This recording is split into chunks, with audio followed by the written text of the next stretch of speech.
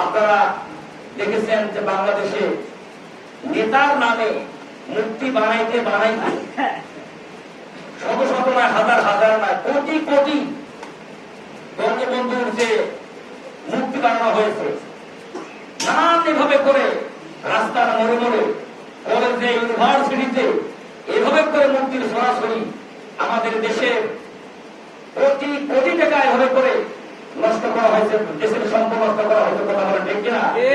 যে মূর্তিকে বাংলাদেশের তাওহীদি জনতা এটাকে এর আগেও বিরোধিতা করেছিল। এই বিরোধিতা যারা করেছে অনেককেই এই সরকার মামলা দিয়েছিল, অনেককেই নানান ভাবে শাস্তি দিয়েছিল। কারো চাকরি গেছে, কারো ব্যবসা গেছে, অনেকে জেলে গেছে। এখন মামলা মানে চলমান